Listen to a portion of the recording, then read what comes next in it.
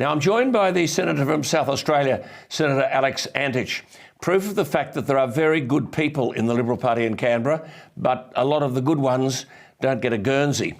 This is the man, remember, who tied the bureaucracy in knots when he asked a simple question to the head of the Federal Department of Health, a professor no less, albeit a woke professor, Professor Brendan Murphy, how he would define a woman. Again, listen to this. With a very simple question for the department, and that is one which has troubled me for a great deal of time with the bureaucracy here. Can someone please provide me with a definition of what a woman is? Department of Health. Definition of a man, definition of a woman. Anyone? It's pretty basic. Basic stuff. Professor Murphy. I think there are a variety of definitions, and I think just a simple perhaps to give a more fulsome answer, we should take that on notice. You're going to take on notice the question of what a woman is. No, well, there are a variety. It's a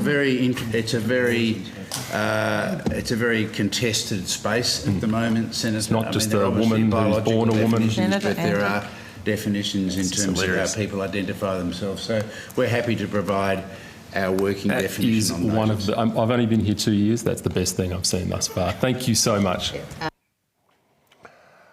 Oh, give me a break. You just can't believe that, can you? It has taken some time, but Professor Murphy has come up with a definition.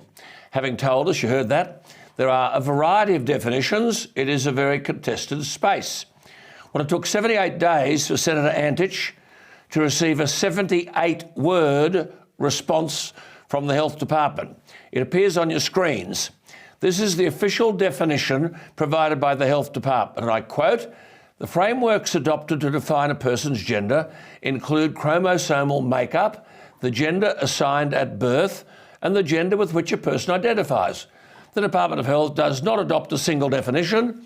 Health policies and access to health programs are based on clinical evidence and clinical need for all Australians, regardless of gender identity, biological characteristics or genetic variations. Our programs are designed to be inclusive and to provide better health and well-being for all Australians." Oh, for goodness sake. Senator Antic, welcome to the program. Thank you again. This is unbelievable, isn't it? It's a bit unbelievable, Alan. It's sort of almost not unbelievable, though, knowing where the bureaucrats are up to in this country. I mean, I don't think the whole thing played out quite as simply as I'd hoped. But the truth is that, yeah, you're right, 78 days for those 78 words.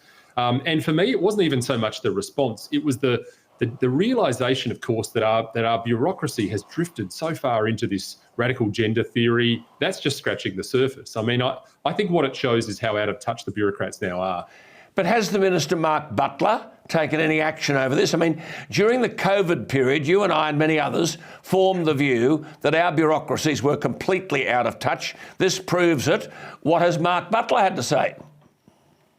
Well, not much as far as I'm aware thus far. And you're absolutely right. We've probably seen this highlighted during the COVID period. We saw bureaucrats really with the stroke of a pen, doing things that had no bearing on their own life, almost this two-speed economy where you had the public service doing one thing with no need to worry about payrolls and small businesses getting beaten up by the process. And of course, what's the common theme to this? Well, the common theme is that politicians gave them that opportunity. Politicians in this state gave our bureaucracy the keys to the fortress, simply handed over the reins, and that shows to me the amount of work that needs to be done in the political space.